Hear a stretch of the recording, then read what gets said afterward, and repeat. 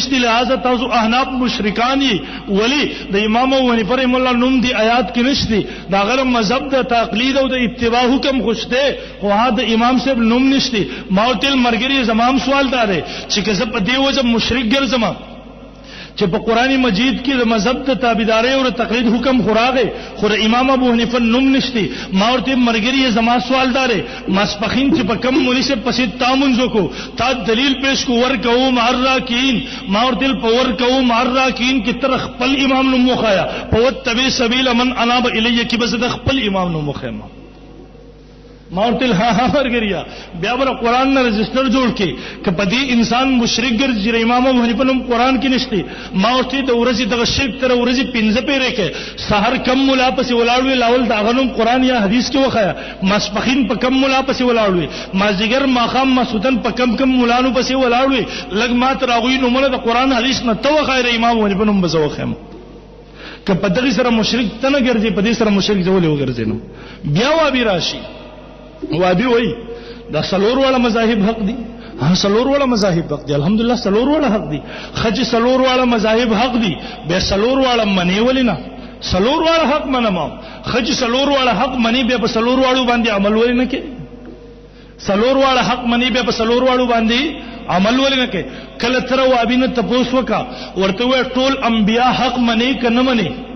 ټول انبیا حق منی کنه منی دی به وای چې ها ټول انبیا حق منما ورته وای د آدم علی السلام په شریعت کې خپل خور سره نکاح جایز او حق منی کنه منی دی به وای ها حق منما ورته وای د یوسف علی السلام په شریعت کې غیر الله ته سجده تعظیمی جایز او منی حق کنا دی وای ها ورته وای د یعقوب علی السلام په شریعت کې دوه خويندې په یوې نکاح کې جمع کول جایز او حق منی کنه منی دی به وای ها حق منما ورته وای چې حق منی نن د خور سره نکاح وکا سبا دوه خويندې په یو نکاح کې جمع کا بل سبا غیر الله ته سجده تعظیمی جایز کا سجده تعظیمی وکا چې زه عمرم چې واقعي د ټول انبیو شریعتونو ته حق منی او حق منل تدې ته چې عملم په سلور واړو کوي دی وای نه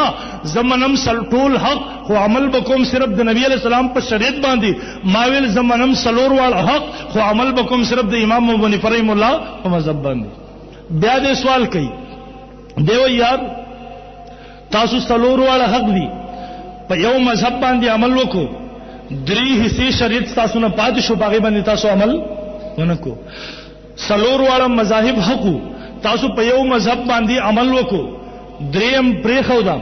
نو د شریعت درې حصے دین تاسو نه درې حصے دین هغه پاتې شو تاسو په عملو ونکو ما ورتل ها مرګریا وقاریان چې هغه مشهور قرآ د قرآن مجید مشهور قراتونه دي نن ماوتا د قاری عاصم کوفی د کوفی اوسیدون کې قاری عاصم په قرات باندې ټول عمر قران ولو ما وی زته پوس کوم دا وواړه قاریان حق دي کنه دي حق دی وای ها حق دي ما ورته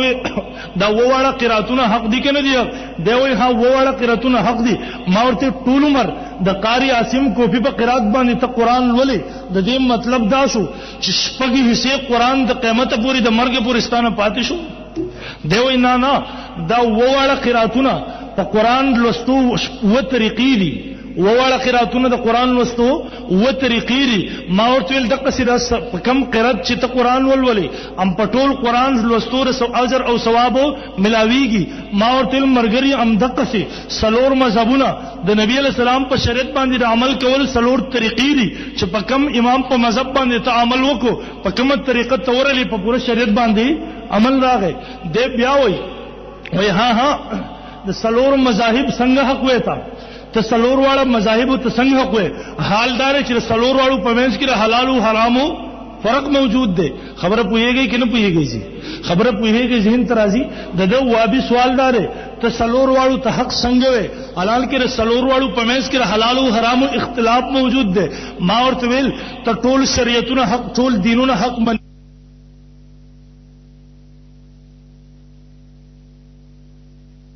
د سلور مذاهب ماو منلا پاغوی کې د حلال او حرام اختلاف راغی بیا پدې کې څنګه ګناګار شوم د ماته وای ها د انبیاو په منځ کې د حلال او حرام اختلاف شته خدا غوی پمنس کی خود ناسخ منسوخ فرق موجودو مخکنی شریعتونه منسوخو د نبی رسول الله شریعت دا غیر پر ناسخ ده ما ورته وی ک التر ناسخ منسوخ فرق موجود ده دلته په سلور مذاهبو کې د راجح مرجوح فرق موجود ده د بیا سوال کوي ها التر ناسخ منسوخ فرق موجود ده دلته د راجح مرجوح فرق موجود ده دلته خو زمانه جدا جدا دي کومه علاقه کې په کومه زمانه کې چې نوح علیہ السلام تیر شوی دی پاغه علاقې نه رسول نبی علیہ السلام تیر شوی دی